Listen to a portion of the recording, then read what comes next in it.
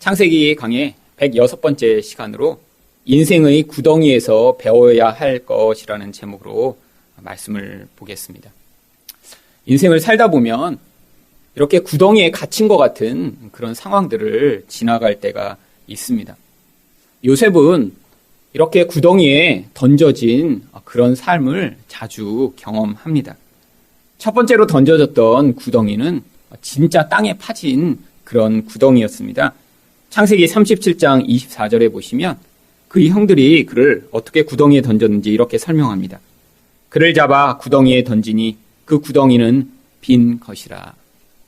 그런데 성경에서 이렇게 요셉이 물리적인 구덩이뿐 아니라 또한 영적이고 상황적인 구덩이에 처했음을 오늘 옥에 갇힌 상황에서도 동일하게 묘사하고 있습니다. 그래서 이 40장 15절에 보시면요. 요셉이 이렇게 고백을 하는데요. 나는 옥에 갇힐 일은 행하지 아니하였나이다. 그냥 여기서 이야기하는 옥은 감옥을 물론 의미하는 것이지만 히브리 원어로 보면 앞에서 구덩이에 던져졌다라고 번역할 때의 그 구덩이와 같은 단어를 번역한 것입니다.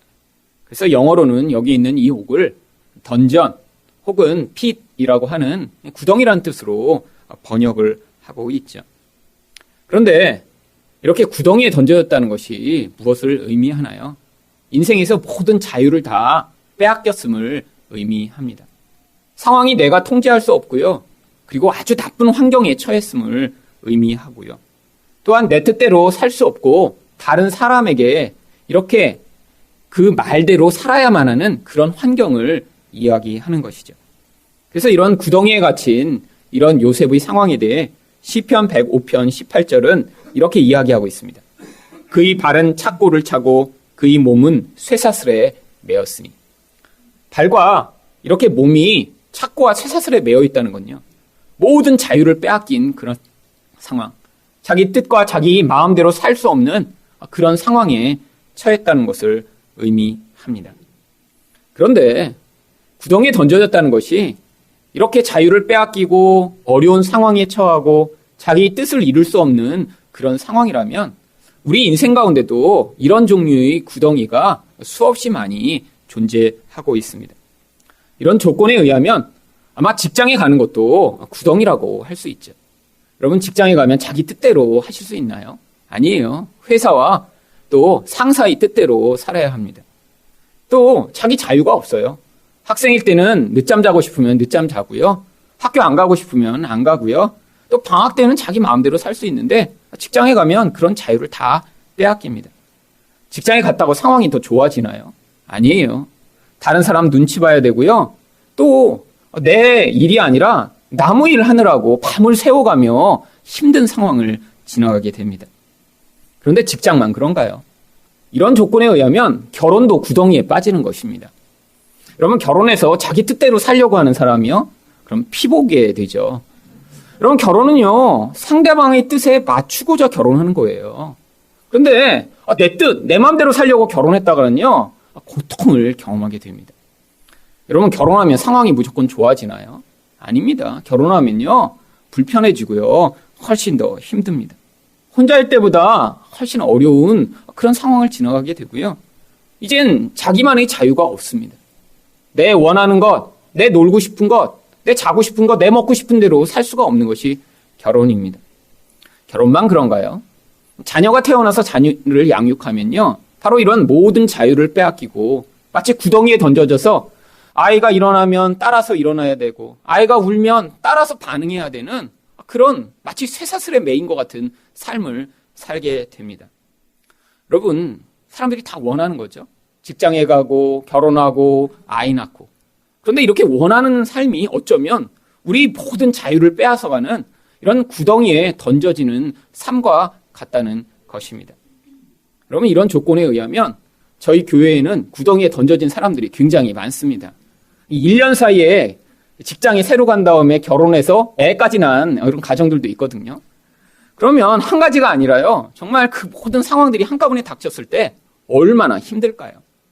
여러분 이게 다 이전에 한번 지나보셨으니까 웃으시는 분들 계시죠? 돌아보시면 결혼했을 때 힘드셨죠? 그러다가 애까지 생기니까 더 힘들어졌죠. 그러다가 만약에 직장을 새로 옮겼거나 가게 되면요, 거기에서 남의 뜻대로 살아가는 것이 얼마나 어려운 것인가 경험하게 됩니다. 여러분, 인생이라는 게 왜 힘들죠? 내 뜻과 내 마음대로 살면 별로 힘들지 않아요. 그런데 살다 보면 이제 내 마음대로 살 수 없는 일들이 계속 벌어집니다. 남의 뜻대로 살아야 되고요. 남에게 맞춰줘야 되고요. 그런데 우리 안에서 이런 우리의 죄성과 자기 중심성이요, 이렇게 남의 뜻대로 살고 남을 기쁘게 하고 남을 섬기는 일을 불가능하게 하는 것입니다. 그래서요, 우리 인생 가운데 자연스럽게 우리는 여러 상황들을 통해 이런 구덩이와 같은 상황에 처하게 됩니다. 그런데 내 뜻이 좌절되고 다른 사람의 뜻을 따라야 되고 상황이 어려워지면 모든 사람들이 어떻게 반응하나요? 일단 원망을 하게 됩니다. 불평을 하게 되죠. 또한 후회를 하게 됩니다. 여러분, 결혼해서 대부분의 사람들이 그래서 후회를 하죠. 내가 결혼을 조금 더 늦게 할 걸. 이 사람이 아니었나 보다. 내가 왜 그때 그렇게 사랑에 빠졌을까? 여러분, 대부분요, 어떤 상황이 닥치고 나서 거기서 자유를 빼앗기고 나면요, 후회하고 원망하고 불평하는 것이 자연스러운 반응입니다. 그런데 이렇게 원망하고 불평하고 분노를 터뜨리면 어떻게 되나요? 자기도 힘들고 같이 있는 사람도 힘들고 그 상황이 점점 더 악화되어 나갑니다. 아니, 불평하기 전에는 조금 힘들었어요. 근데 불평하고 원망하다가 그 상황이 걷잡을 수 없이 파괴되는 것들, 이게 바로 우리 인생이죠. 여러분, 하나님이 그런데 이런 우리들을 전부 인생의 이런 과정을 통해 마치 요셉이 처한 것 같은 구덩이에 던지시는 경우가 있습니다. 그런데 하나님이요, 우리를 그냥 단순히 힘들고 어렵게 하시기 위해 구덩이에 던지시는 것이 아니라 거기에서 하나님이 우리 인생을 통해 배우기를 원하시는 것이 있기 때문에 우리 인생 가운데 이런 과정을 지나가게 하신다는 것입니다. 그렇다면 인생의 구덩이에서 배워야 할 것은 무엇인가요? 첫 번째로 자기로부터 타인에게로 눈을 돌리는 법을 배워야 합니다. 1절 말씀을 보겠습니다.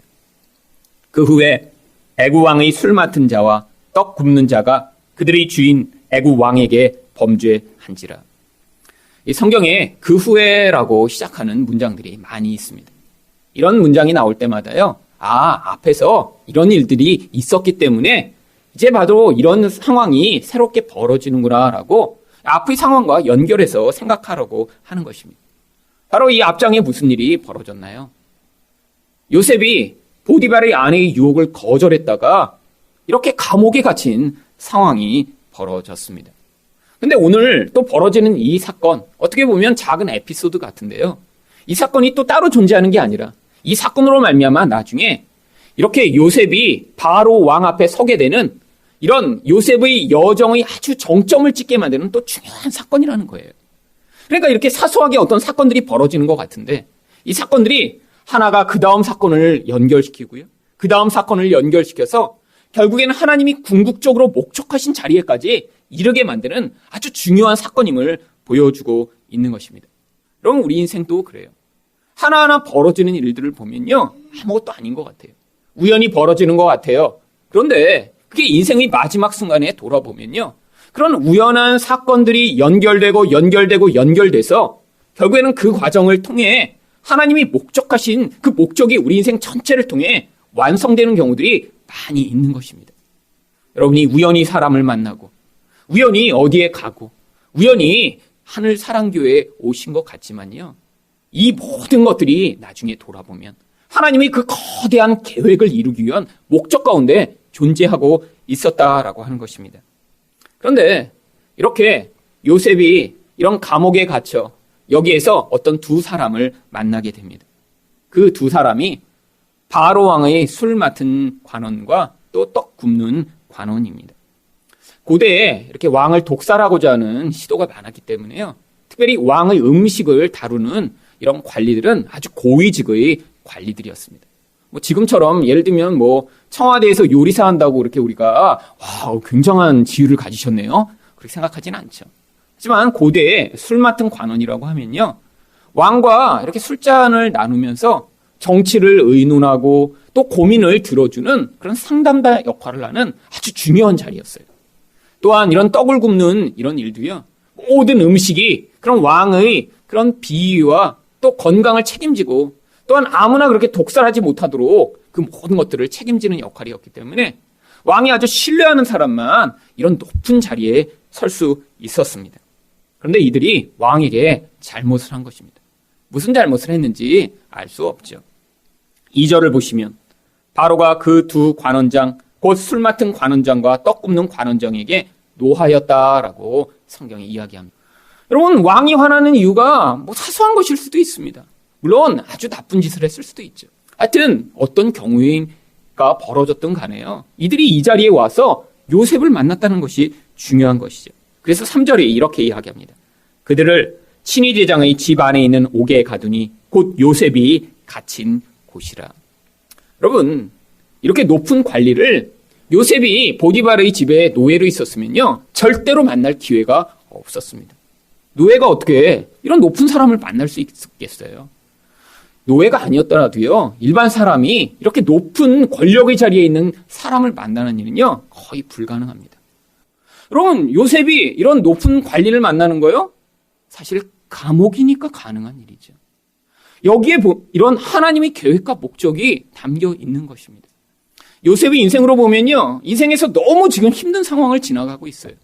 도대체 어떻게 이런 일이 벌어지지라고 도대체 이해할 수 없는 상황이 벌어지고 있는데요. 그런데 그 모든 과정을 통해 하나님이 미래를 예비하고 준비하시고 계셨던 것이죠. 그런데 4절에서 단순히 감옥에만 갇힌 게 아니라 친위대장이 요셉에게 그들을 수종들게 하매 요셉이 그들을 섬겼더라. 그들이 갇힌 지 여러 날이라. 이들을 섬김으로 이들과 특별한 관계를 맺도록 이렇게 개입해 오십니다. 그런데 이들이 갇혔는데요, 그들이 꿈을 꿉니다. 5절부터 7절까지 말씀입니다. 옥에 갇힌 애구방의 술 맡은 자와 떡 굽는 자 두 사람이 하룻밤에 꿈을 꾸니 각기 그 내용이 다르더라. 아침에 요셉이 들어가 보니 그들에게 근심의 빛이 있는지라. 요셉이 그 주인의 집에 자기와 함께 갇힌 바로의 신하들에게 묻되 어찌하여 오늘 당신들의 얼굴에 근심의 빛이 있나이까. 여러분, 요셉은 그들과 똑같은 신부로 지금 감옥에 갇혀 있는 것입니다. 자기가 지금 간수장이 된 게 아니에요. 자기도 지금 죄수입니다.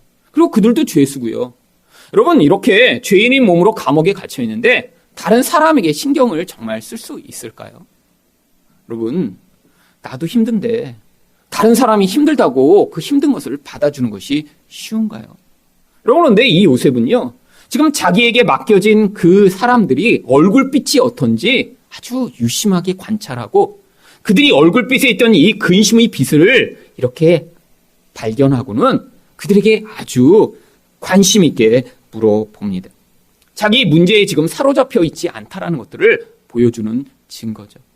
요셉은 감옥에 갇혀 있었자면요, 지금 나의 억울한 상황, 나의 고통스러운 이 상황에 매우지 않고요, 다른 사람을 향해 반응할 수 있는 사람, 다른 사람의 문제를 도와줄 수 있는 그런 적극적인 태도를 가질 수 있었던 것입니다. 어떻게 이렇게 억울하게 갇혀 있는데 이렇게 다른 사람을 섬길 수 있는 그런 능력을 이 요셉이 갖게 된 것이죠.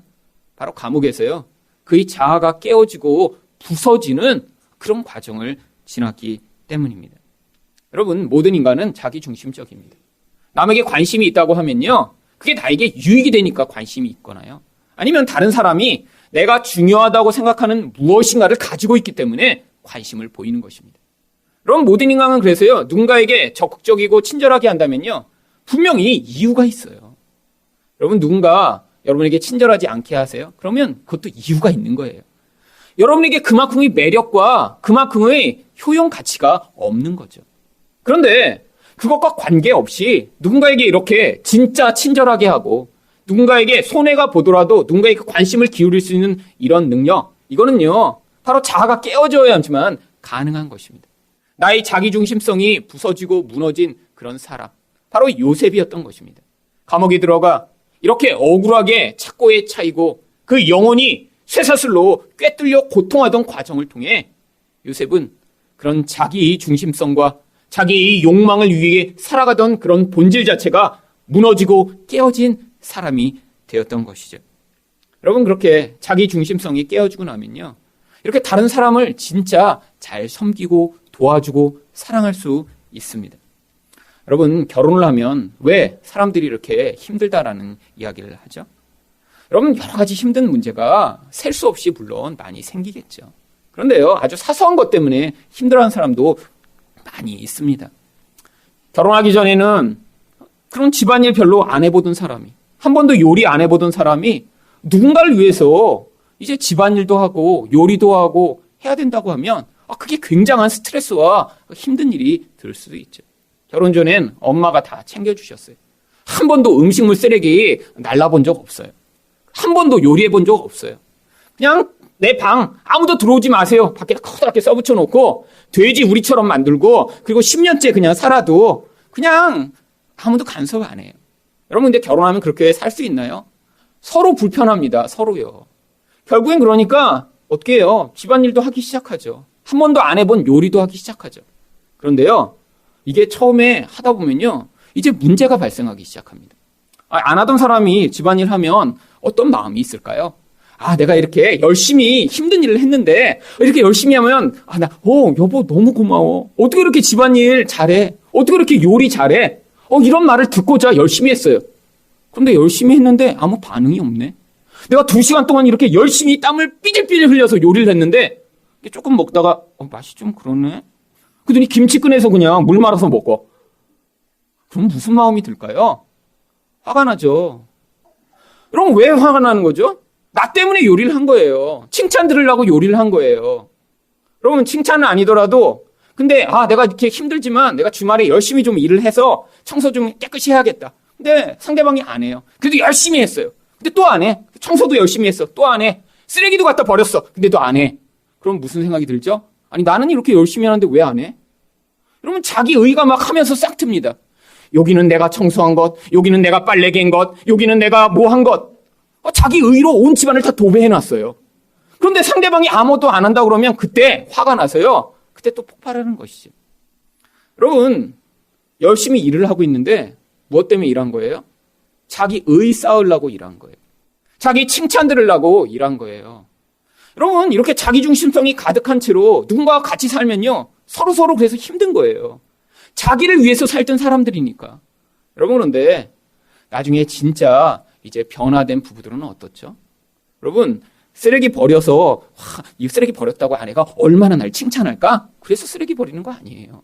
내가 쓰레기 안 버리면 아내가 저거 버리려고 얼마나 힘들까? 그러니까 내가 버려야지. 제가 꼭 그렇다는 것이 아닙니다. 하지만 그런 자발적인 마음으로 하면 그거 하고 나서도 행복하죠. 내가 그렇게 쓰레기를 버렸으니까 아내가 안 할 거 아니에요. 그럼 아내는 덜 힘들 거 아니에요. 그런 마음으로 하면 행복합니다. 칭찬을 안 해줘도 괜찮아요. 물론 저는 자주 얘기를 합니다. 여보 내가 이렇게 쓰레기 버리니까 좋지? 저는 자꾸 얘기를 해요. 저도 칭찬이 자주 필요하거든요.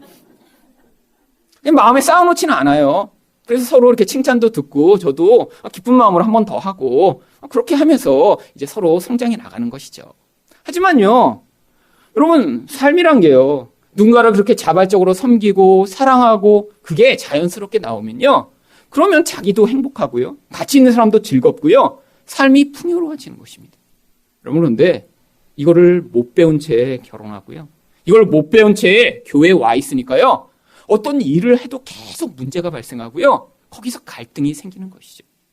여러분 결혼하기 전에 사실 더 아름답고 멋진 교회를 만들기 전에 배워야 할 것이 이 자기 중심성에서 벗어나는 일입니다.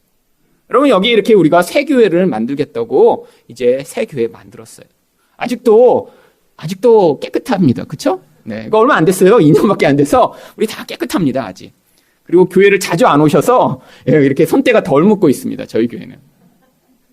여러분 건물만 이렇게 깨끗하면 다인가요? 여러분 마음속에서 자기중심성이 변화되지 않은 채로 여기 와 계시면요. 여러분이 무슨 일을 하려고 하실 때마다 문제가 발생할 거예요. 여러분 대부분이 무슨 일을 하려고 하는 이유가 뭐 때문인 줄 아세요? 인정받고 싶어서 그래요.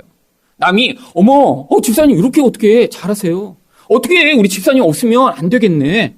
이런 얘기를 듣고 싶은 욕망이 가득하며 무슨 일을 하는데 여러분 그런 칭찬을 듣지 못하면 하면서 화가 나는 거고요.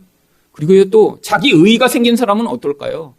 여러분 내가 이렇게 열심히 했는데 누군가 하지 않아요. 그럼 그 사람을 비판하고 미워하고 그리고 갈등이 생기는 것입니다. 여러분 인간 안에 있는 이 무서운 모습이요, 이 교회를 통해서도 드러나고 그 안에서 그 정체를 폭로당하는 것이죠. 여러분, 하나님이요, 그래서 결혼도 만드신 거고요, 그래서 교회도 만드신 거예요. 여러분, 결혼과 교회의 공통점이 뭐죠? 그 안에서 이런 자기 중심적 욕망을 폭로당하는 것입니다. 혼자 있을 땐 절대 몰랐어요. 혼자 있을 땐 가리고 살 수 있었어요. 그런데 이렇게 누군가 같이 있어 보니까 거기서 군대처럼 억지로 하는 게 아니라 자발적으로 하지 않으면 안 되는 그런 상황에 처해 보니까 하기 싫은 거예요.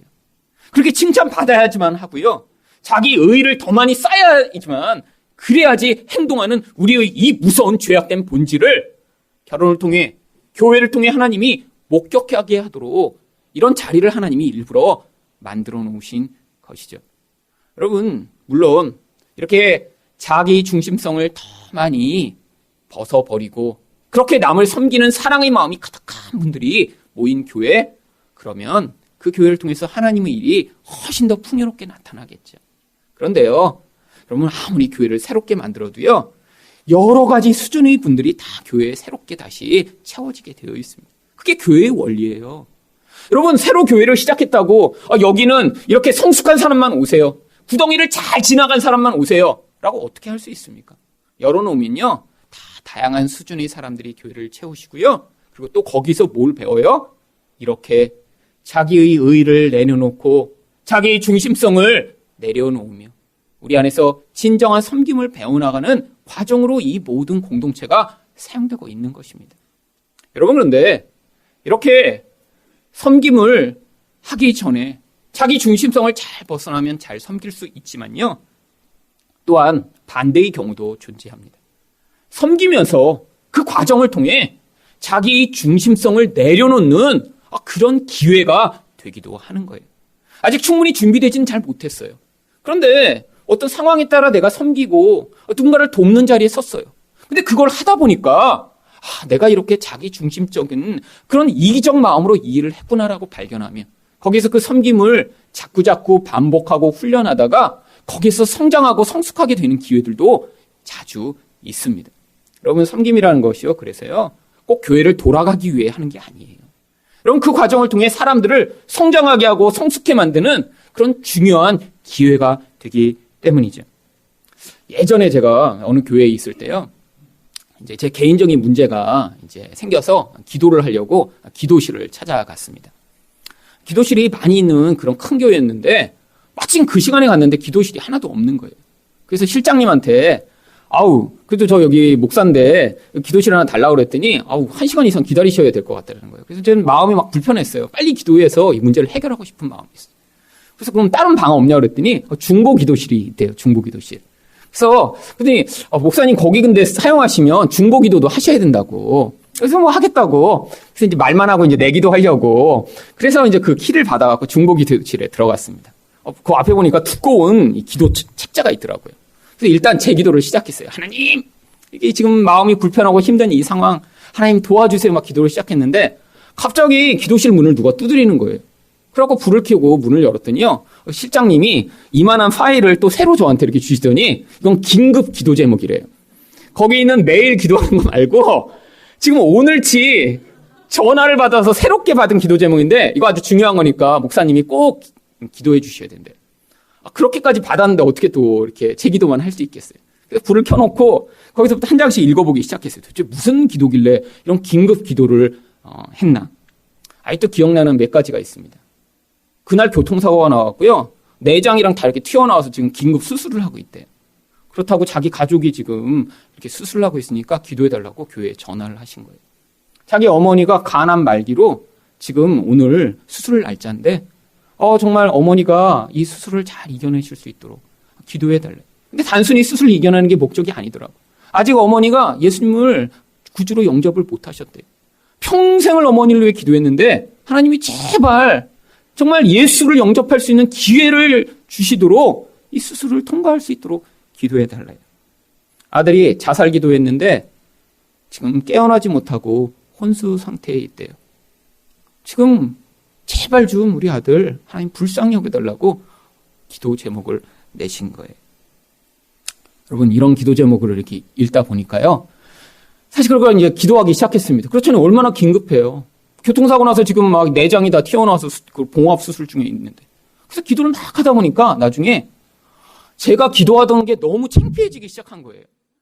저는 사실 그때 이제 결혼한 지 얼마 안 돼갖고 집에서 좀 약간 불편했거든요. 서로 말싸움하고 이래서. 그래서 그거 가지고 이제 일르러 사실 중보 기도실에 들어간 거예요. 하나님, 이렇게 그냥 힘든데 어떻게 그냥 이렇게 하실 수가 있습니까? 근데 이렇게 남이 이런 상황들을 가지고 저한테 기도해달라고 해서 그 기도를 하다 보니까요. 창피해갖고 그 다음에 제 기도를 하지 못하겠더라고요. 사람들은 이런 거 가지고 기도하는구나. 사람들은 이렇게 절박할 때 기도하는 거구나. 이렇게 내가 말싸움했다고 누구 좀 벌 달라고 이렇게 기도하는 거 아니구나. 여러분, 제가 그때 아주 심각하게 깨달았습니다. 하나님, 정말로 인생의 죽고 사는 문제 앞에서 하나님 앞에 아뢰야 하는데, 하나님, 정말로 이렇게 분과 초를 다투는 상황에서 하나님을 붙들어야 하는 이런 기도인데 제가 얼마나 이기적이고 얼마나 편협하게 기도했는지 저를 용서해달라고. 제가 그 중보기도실에서요, 다른 분들 위해 기도하다가 울며 회개했던 그런 경험이 있습니다. 여러분, 이렇게 섬김은요, 우리를 자기로부터 다른 사람으로 변화되도록 만드는 기회를 주는 것입니다. 두 번째로 인생의 구덩이에서 배워야 할 것은 무엇인가요? 하나님의 지혜로 섬기는 법입니다. 8절 상반절 말씀입니다. 그들이 그에게 이르되 우리가 꿈을 꾸었으나 이를 해석할 자가 없도다. 이 이집트에서는요, 이 꿈이라는 것이 굉장히 중요한 신의 계시의 수단이었습니다. 그렇기 때문에 이 꿈만 해석하는 그런 직업을 가진 사람들도 있었어요. 그런데 지금 감옥에 갇힌 상황입니다. 그리고 이 꿈이 굉장히 심각한 꿈이에요. 근데 지금 자기들은 해석을 할 수 없는 그런 상황이라는 거예요. 그러니까 불안하고 초조해졌죠. 그런데 그때 요셉이 8절 하반절에 뭐라고 이야기합니까? 요셉이 그들에게 이르되 해석은 하나님께 있지 아니하니까 청하건대 내게 이르소서. 여러분, 요셉이요, 그 이야기를 듣자마자 아니, 해석은 하나님이 하시는데 제게 말씀해 보세요라고 반응을 합니다. 여러분, 어떻게 이런 대답을 할 수 있죠? 여러분, 만약에 요셉이요, 지금 하나님에 대해 원망하고 불평하고 있다면요, 이런 답을 할 수 없었을 거예요. 여러분, 요셉이 어떤 상황이죠? 이전에도 자기 다 꿈을 꿨습니다. 그 꿈의 내용이 그렇게 어렵지 않았어요. 자기 형들, 심지어는 자기 아버지와 어머니까지도 자기에게 절을 하는 그런 꿈을 꿨어요. 근데 그 꿈이 지금 어떻게 되고 있죠? 전혀 정반대의 그런 상황이 벌어지고 있습니다. 그런데 얼마나 마음이 지금 낙심했을까요? 아니, 2번이나 꿈을 연달아 꿔서 하나님이 이 꿈을 나에게 주셨구나, 그런 확신이 있었는데 지금 삶은요, 노예로 팔려갔다가 감옥에 들어간 상황입니다. 여러분, 그러면요, 얼마나 낙심하고 하나님에 대해서 원망하고 불평하는 마음이 가득했을까요? 근데 요셉은 그렇지 않았어요. 하나님이 그 꿈을 해석해 주실 거예요 라고, 자기 꿈은 자기 그런 상황과 일치하지 않았지만요, 하나님에 대한 믿음과 확신을 가지고 반응합니다. 그때 술 맡은 관원장이 자기 꿈 이야기를 합니다. 9절부터 11절까지 말씀입니다. 술 맡은 관원장이 그의 꿈을 요셉에게 말하여 이르되 내가 꿈에 보니 내 앞에 포도나무가 있는데 그 나무에 3가지가 있고 싹이 나서 꽃이 피고 포도송이가 익었고 내 손에 바로의 잔이 있기로 내가 포도를 따서 그 즙을 바로의 잔에 짜서 그 잔을 바로의 손에 들였노라. 여러분, 이 꿈을 읽으면 정말 신기한 꿈이다, 어떻게 이렇게 어려운 꿈이 있을까, 이런 생각이 드세요? 아니, 그냥 제가 읽어도 이 사람 잘 될 것 같은데? 이런 느낌이 드는 그런 꿈이죠.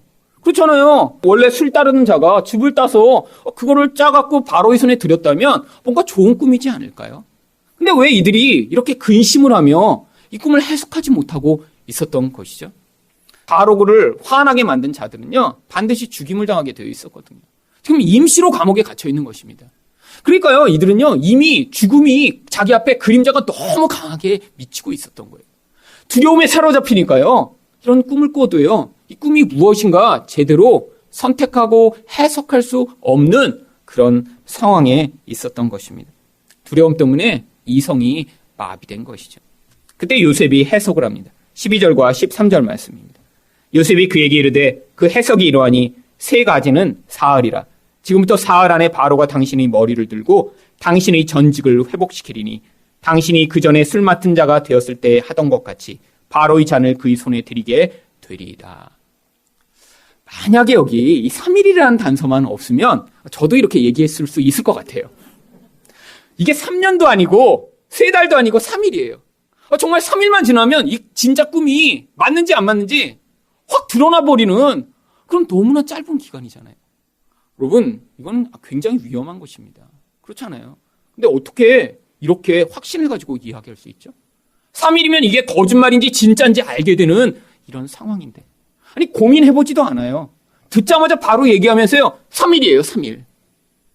여러분, 이게 바로 이 요셉이 자기 지혜와 자기 판단과 자기 능력이 그 안에서 하나님의 지혜로 다스림을 받는 그런 경지에 이르렀기 때문에 나타난 결과입니다. 이걸 바로 영감이라고 하죠. 하나님의 다스리심이 그 안에 있으니까요. 이건 이런 거야. 이건 저런 거야. 라고 판단하며 그 안에서 반응할 수 있는 그런 능력. 여러분, 요셉은요, 하나님이 그 당시에 가장 영향력 있고 중요한 수단인 꿈이라고 하는 통로로 그런 기회들을 주신 것이죠. 그런데 이렇게 술 맡은 관원장의 꿈이 아주 좋으니까요, 떡 굽는 관원장도 이야기를 합니다. 16절과 17절 말씀입니다. 떡 굽는 관원장이 그 해석이 좋은 것을 보고 요셉에게 이르되 나도 꿈에 보니 흰떡 3광주리가 내 머리에 있고 맨 위 광주리에 바로를 위하여 만든 각종 구운 음식이 있는데 새들이 내 머리의 광주리에서 그것을 먹더라. 만약에 이 떡 굽는 관원장이 먼저 이야기했으면요, 술 맡은 관원장은 아마 얘기 안 했을 거예요.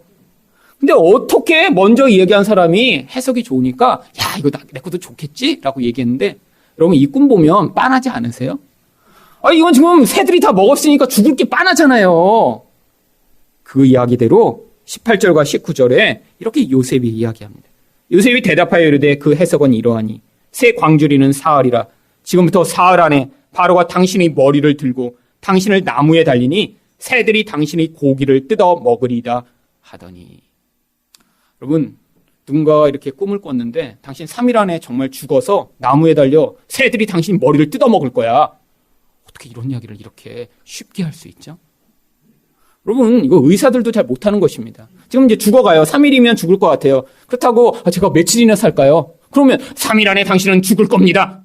이거 의사라고 이렇게 쉽게 할 수 있겠어요? 여러분, 근데 어떻게 이렇게 요셉이 생과 사의 문제를 이렇게 이야기할 수 있죠? 더구나요, 3일이면 결정되는 거예요. 3일이면요. 이게 사람에게 의존되지 않고요, 하나님의 지혜로 살아가는 사람의 담대함이에요. 상황적으로는요, 이야기하면 안 될 것 같아요.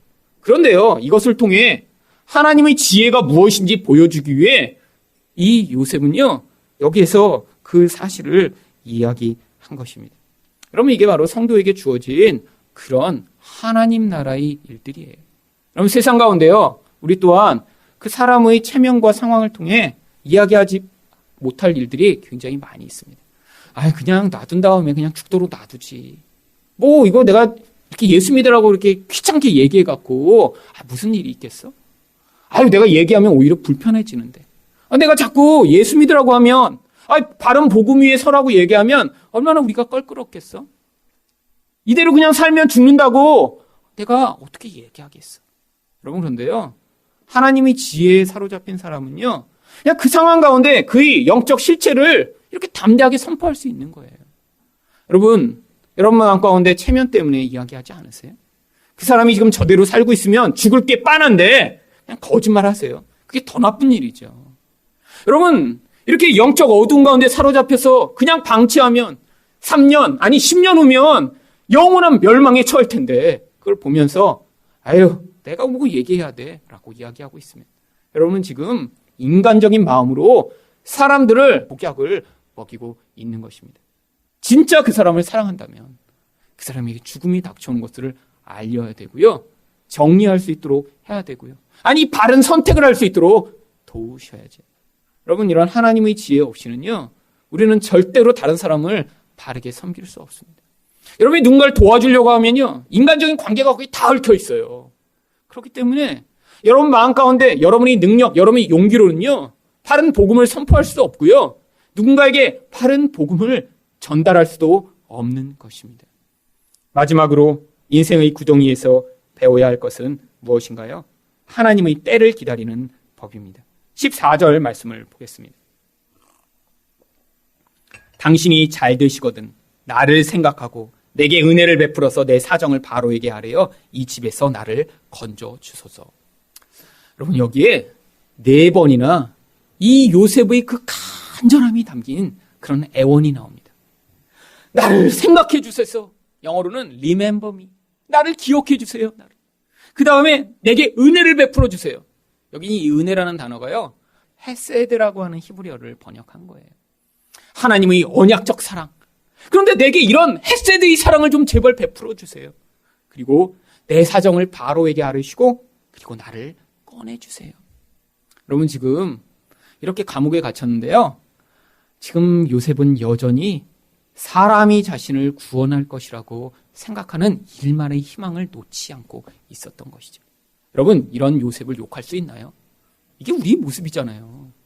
상황이 절대로 우리 힘으로 벗어날 수 없는 거 알면서도요, 기회만 되면 사람에게 애원하고 사람을 붙들고 사람의 힘으로 그 문제를 해결하고자 하는 우리의 이런 나약한 모습이에요. 여러분, 이렇게 사람에게 의존돼 있어갖군요, 하나님의 때가 아직 임하지 않는 거예요. 여러분, 이렇게 애원을 했는데 어떻게 됩니까?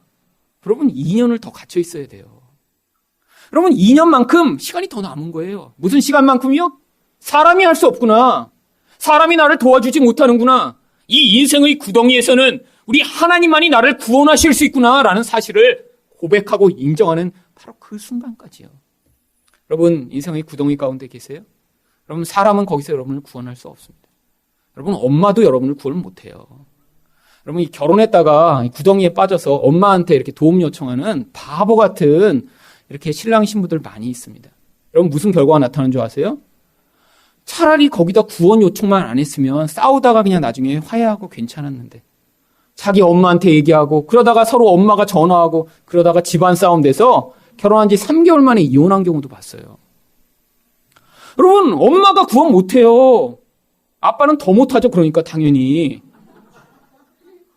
여러분, 누가 구원하겠어요? 누가? 우리 하나님밖에 없는 그런 인생의 상황들인 것입니다. 거기에서 사람이 아니구나, 우리 하나님만이 나를 구원하실 수 있구나 라고 깨닫는 그 자리, 그게 시간이 걸리는 거예요. 시간이요. 그뿐 아니라 15절에서 요셉이 무엇이라고 이야기합니까?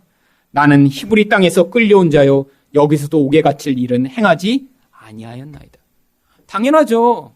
지금 요셉이 잘못해서 감옥에 갇힌 게 아닌데 요셉은 아직도 착각하고 있는 거예요. 내가 왜 잘못 안 했는데 여기 갇혔지? 나는 여기 들어올 사람이 아닌데. 내가 잘했거나 잘못해서 이런 어려움이 생긴 게 아니에요. 하나님의 계획 안에서 하나님이요, 그의 잘잘못에 관계없이 그런 구덩이에 집어넣으신 거니까요. 여러분, 여러분 인생 가운데 꼭 어려움이 여러분 잘못 때문에 생기는 것이 아닙니다. 하나님이 계획 안에 있으면요, 여러분이 거기서 억울해 하실 필요가 없어요. 아무리 결백해도요, 하나님이 그 과정을 통해 반드시 목적한 것을 이루어내시니까요. 그런데 그 결국이 어떻게 일어납니까? 20절과 22절까지입니다. 제3일은 바로의 생일이라 바로가 그의 모든 신하를 위하여 잔치를 베풀 때 술 맡은 관원장과 떡 굽는 관원장에게 그의 신하들 중에 머리를 들게 하니라. 바로의 술 맡은 관원장은 전직을 회복하며 그가 잔을 바로의 손에 받들어 드렸고 떡 굽는 관원장은 매달리니 요셉이 그들에게 해석함과 같이 되었으나. 얼마나 놀라운 일입니까? 정말로 3일 후에 이 요셉이 해석한 일이 그대로 일어납니다. 그런데 더 놀라운 사실은 뭔 줄 아세요? 바로 23절입니다. 술 맡은 관원장이 요셉을 기억하지 못하고 그를 잊었더라. 아니, 어떻게 잊을 수가 있죠? 아니, 보는 사람도 신기한데 자기가 정말 살아났잖아요. 자기 친구는 죽었잖아요. 근데 어떻게 잊어버릴 수가 있죠? 하나님이 잊어버리게 하신 것이죠. 언제까지요? 사람에 대한 의존을 내려놓고 맞습니다, 하나님. 우리 하나님밖에 없습니다라고 하는 그 순간까지요. 여러분, 이것이 그런데 요셉의 이야기만이 아닙니다. 하나님이 이런 요셉을 이렇게 깊은 구덩이에 넣으시고 그를 나중에 거기서 구원하셔서 온 이스라엘을 구원하고 이스라엘 민족을 살리는 자가 되게 하시는 이 이야기가 사실은 앞으로 벌어질 예수님의 이야기의 모형이었던 것이죠.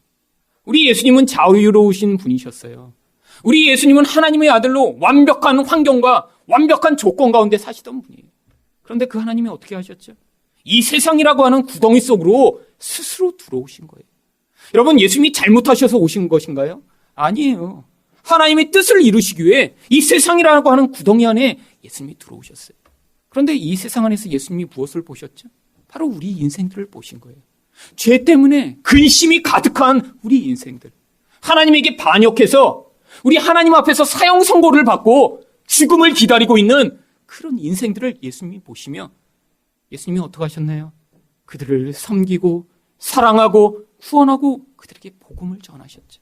그리고요, 그 구덩이에서 부활하신 다음에 이제 우리를 그 하나님의 생명으로 먹이실 수 있는 그런 놀라운 구원자가 되신 것입니다. 그럼 이 요셉의 이야기는요, 단순히 요셉이 나중에 잘 됐다라고 하는 이야기를 보여주고 있는 게 아니에요. 이 요셉의 인생을 통해 어떻게 너희가 앞으로 예수 그리스도로 말미암아 구원을 얻을지를 보여주는 그림을 가지고 있는 것이죠.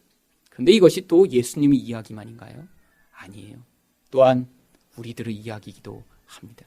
우리 인생에서 하나님이 우리를 이렇게 인생의 구덩이 가운데 집어 던지셔서 자기 중심성으로 살아가던 자들이 다른 사람을 눈에 바라보며 진정 섬길 수 있는 사람으로 변화되고 미련함으로 똘똘 뭉치는 우리들이 하나님의 지혜를 얻게 되고 사람을 언제나 의지하고 사람을 바라보며 살아가던 우리들이 하나님을 의존하는 그런 자리에 서게 되는 것.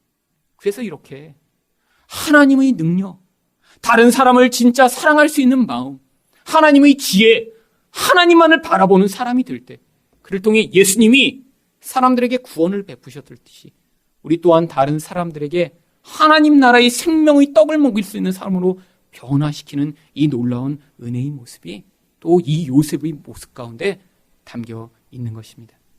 여러분, 인생 가운데 이렇게 인생의 구덩이를 만나셨을 때 원망하고 불평하지 마세요. 이 인생의 구덩이를 통해 여러분이 이렇게 변화되고 성장하시면 하나님이 여러분을 통해 놀라운 생명의 떡을 많은 사람들에게 베푸심으로 여러분을 통해 하나님 나라의 영광을 맛보게 하실 줄 믿습니다.